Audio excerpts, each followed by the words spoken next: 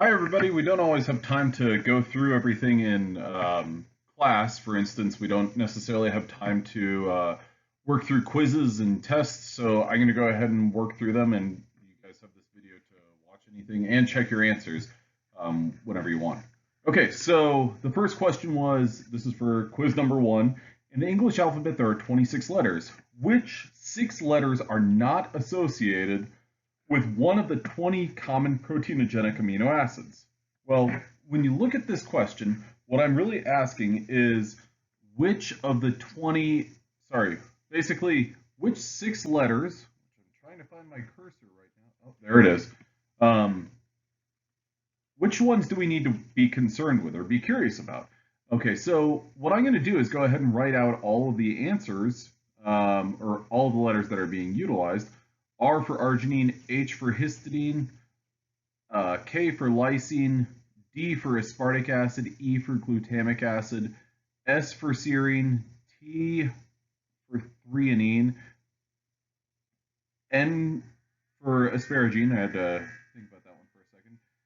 Q for glutamine, C for cysteine, G for glycine, P for proline, A for alanine, V for valine. Isoleucine is I, leucine is L, methionine is M, phenylalanine is F, and tyrosine is Y.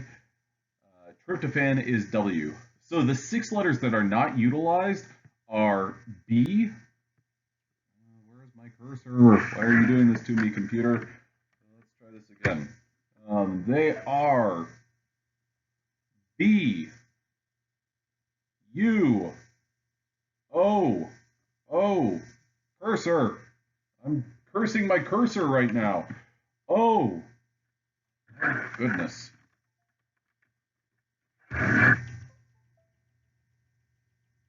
O, J, Z, and X.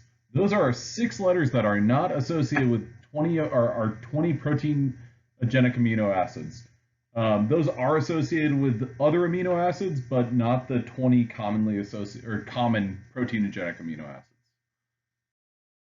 So the next question in your quiz was, what is the sequence of this peptide shown below?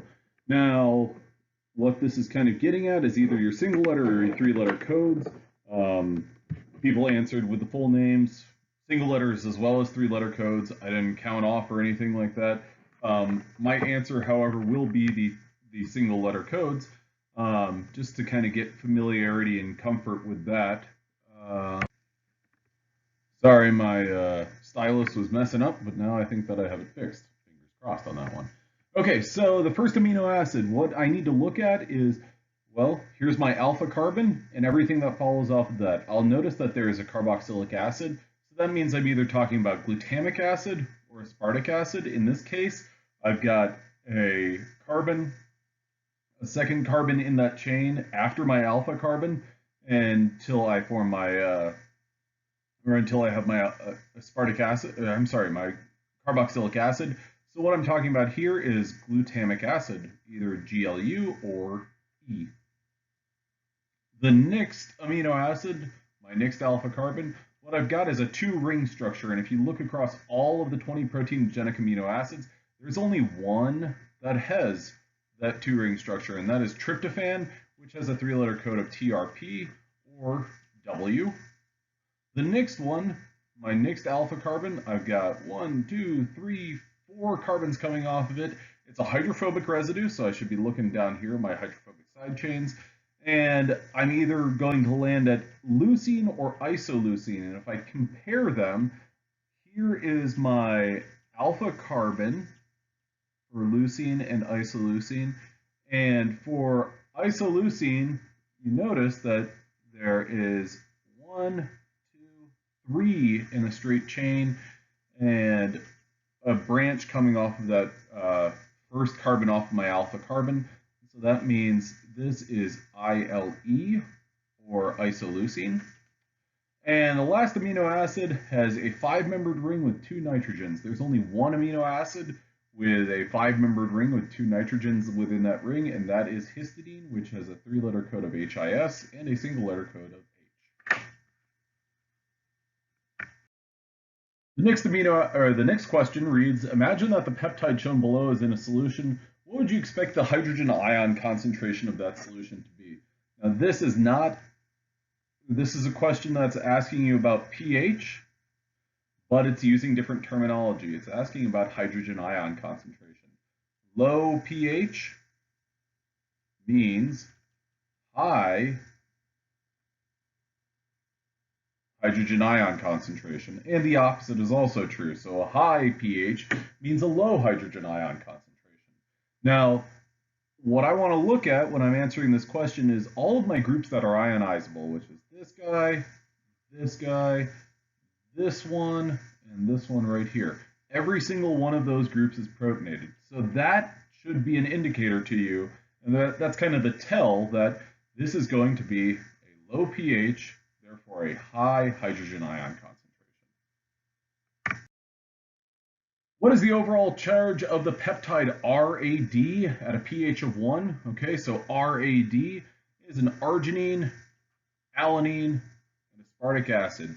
If I look at those different amino acids, I know that the N-termini of arginine, which is right here with a pKa of 9, well, that's going to be protonated at a pH of 1 because my pH is lower than that.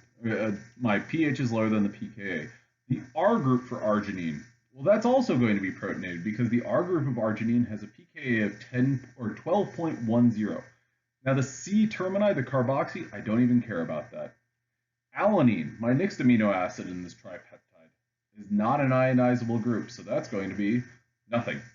Now, my next amino acid, aspartic acid, well, aspartic acid has two groups that are relevant to this. One of them is the carboxy termini, right here, and the other one is my R group. My R group, when it's protonated, which is what it would be because the pH is 1.0 and my pKa is 3.71, well, that is going to be neutral. A protonated carboxylic acid has no charge whatsoever. Next is the C termini of aspartic acid. Okay, my pKa is 1.95. That's certainly low, but my pH is lower than that, so it's 0. So my overall charge for the peptide RAD is +2. The next question asks, what is the overall charge of the peptide HAWK at a pH of 3? Okay, so this is a little bit of a different question. Now, HAWK, H, my N-termini, that's going to be protonated because my pKa is 9.09, so I'm going to put a plus there. My R group for histidine has a pKa of 6.04. My pH is lower than that, so I'm going to have a protonation, or I'm going to have a positive charge there. Again, alanine, we saw this in the previous question. Alanine is not protonated, or I'm sorry, yeah, alanine is not an ionizable group, so it's going to have a 0 charge. Tryptophan also is an unionizable group, so it's going to have an overall 0 charge. Lysine has a pKa of 10.67, so we would expect that's going to be protonated. And then finally, my last group is the C termini of lysine, and that C termini of lysine with a pKa of 2.15, I'm going to expect that is going to be deprotonated, so that's going to have a negative charge. So when you do all the accounting, you end up with an overall charge of +2. Now, this one is a little bit more challenging, and this asks you to select all of the correct answers. The question reads, within the membrane-bound organelle known as the lysosome, the pH is approximately 5.5. Okay, so that's something we have to keep track of. Within the lysosome, many proteins are degraded by enzymes which are only functional within the lysosome. Imagine that one of these lysosomal enzymes will only degrade a protein, I suppose a peptide as well, if the overall charge of that peptide is +2. These enzymes will not degrade peptides with any other charge. Which of the following peptides will be degraded? Okay, so this first one, arginine, RR, arginine. Okay, we know that at a pH of 5.5, the N-termini is going to be protonated. The R group is also going to be protonated because it's a pKa of 12.10. The N-termini has a pKa of 9. Protonated. But my C termini of this is going to be deprotonated. So that is one that is going to be protonated. Now, serine threonine. Okay, if we look at serine threonine, is this group or is this group ionizable? No, those will both have neutral charges. So what you'd have is an N termini with a positive charge, because the pK is 9.05. The C termini of threonine is 2.20, so that's going to be negative. So this whole molecule will have a charge of 0. Fire, F-I-R-E. Okay, so this is a little bit more involved. Now, F is phenylalanine. The N termini is going to have a positive charge, but the R group is going to have no charge. Isoleucine. Isoleucine, the R group has no charge whatsoever. Arginine. The R group has a pKa of 12.10, so that's going to have a +2 charge, or that's going to have a plus charge. Now, the last amino acid in this peptide is E, glutamic acid. The R group for glutamic acid is 4.15, so that's going to be negative. The C termini is also accessible and not involved in any sort of peptide bond. So that's going to have a pK of 2.16. That's going to be negatively charged at a pH of 5.5. So this will also have an overall charge of 0. Despite having 2 positive charges, there are also 2 negative charges that give an overall charge of 0. Now, YRSTVW. Okay, so YRSTVW. Y is tyrosine. The N termini is protonated. 0 for the R group. Arginine, that's going to be protonated.